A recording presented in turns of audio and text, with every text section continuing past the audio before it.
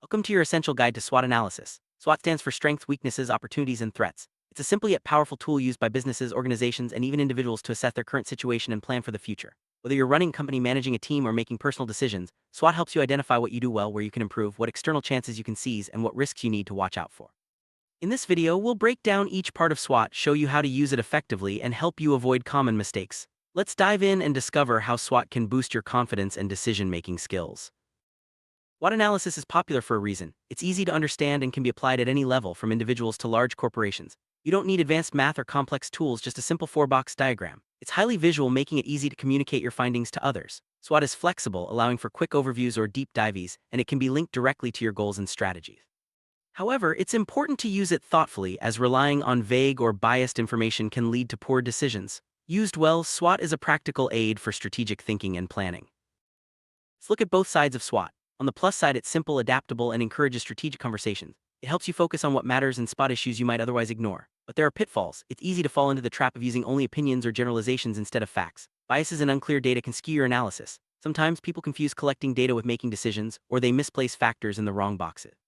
And if you skip the method behind SWOT, you might end up with a list that doesn't lead to real action. The key is to use SWOT as a tool, not a shortcut.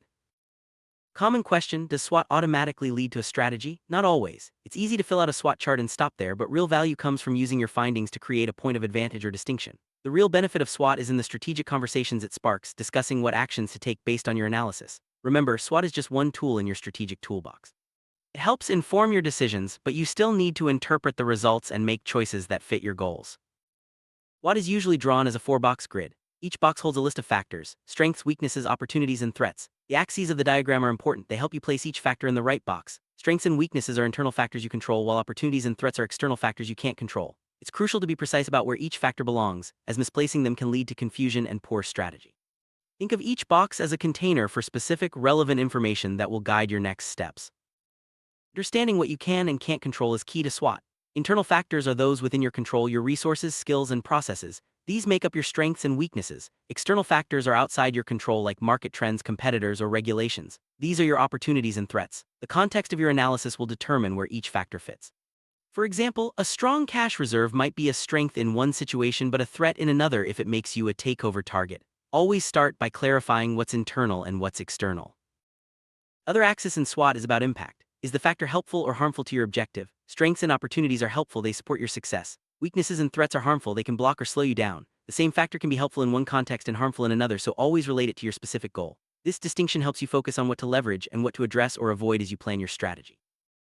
Strengths are your internal assets, what you do well, like financial stability, skilled employees, or strong customer service. Weaknesses are internal areas where you fall short, such as outdated technology, high debt, or poor morale. Both are within your control, and identifying them honestly is crucial. Remember, what's a strength in one context might be a weakness in another. For example, a strict process may reduce fraud as strength, but slow down new customer onboarding, a weakness. Opportunities are external trends or changes you can take advantage of, like new markets, competitor exits, or technological advances. Threats are external risks that could harm you, such as new competitors, regulation changes, or negative publicity. You can't control these, but you can prepare for them. Sometimes what looks like a threat can be turned into an opportunity with the right approach. Always scan your environment for both, using tools like PESDEL to cover all angles. Context is everything in SWOT analysis. The same factor can be a strength, weakness, opportunity, or threat depending on your situation. For example, having proprietary software might be a strength if it meets your needs, but a weakness if it's expensive to maintain. Always define the context before you start. What's your business, your market, your goals? This ensures your analysis is specific and actionable, not just a list of vague statements. Once you've filled out your SWOT grid, it's time to turn analysis into action. This is where TOES comes in, SWOT spelled backwards. TOES helps you match internal and external factors to create strategies. For example, you can match your strengths to opportunities or look for ways to convert weaknesses into strengths. This step transforms your insights into practical responses, moving you from analysis to real-world strategy. Next step is to match and convert. Matching means linking external opportunities and threats to your internal strengths and weaknesses. For example, can you use a strength to seize an opportunity, or do you need to convert a weakness into a strength to avoid a threat? This approach helps you see connections and prioritize actions. It's a creative process that can reveal new strategies you might not have considered before. OES leads to 4 generic strategies: growth, using strengths to seize opportunities; internal development, fixing weaknesses to capture opportunities; external development, using strengths to counter threats; and survival, addressing weaknesses and threats together. Each strategy type requires different actions, from investing in what you do best to reinventing your business model. Understanding these options helps you choose the right path for your situation.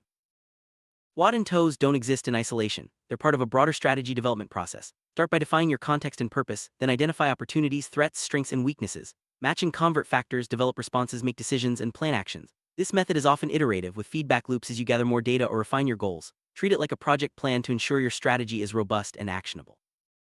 See SWOT in action with a real-world example. Imagine a coffee shop using Robusta beans, but market research shows customers prefer Arabica. The shop's strengths include prime locations and efficient service. Weaknesses might be reliance on cheaper beans and lack of ethical branding. Opportunities include switching to Arabica or promoting fair trade coffee. Threats are competitors attracting customers with better beans.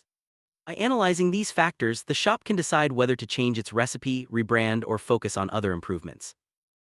Wrap up: here's a checklist for making your SWOT analysis effective. Be clear about what each box means and the axes of control and impact. Define your context and the problem you're addressing. Use multiple methods to identify factors, don't rely on just one source. Apply match and convert to turn insights into strategies. Use TOES to choose the right type of response. Finally, check that your strategy fits your business and is practical to implement. Avoid vague or generic SWOTs, they're a waste of time. Focus on quality, relevance, and action. SWOT analysis is a versatile and accessible tool for strategic planning. Its real power comes from honest, context-driven analysis and the actions you take as a result. Remember, it's not just about filling boxes, it's about understanding your situation, making informed decisions, and moving forward with confidence. Try applying SWOT to your own business, team, or personal goals. With practice, you'll find it becomes an invaluable part of your decision-making toolkit.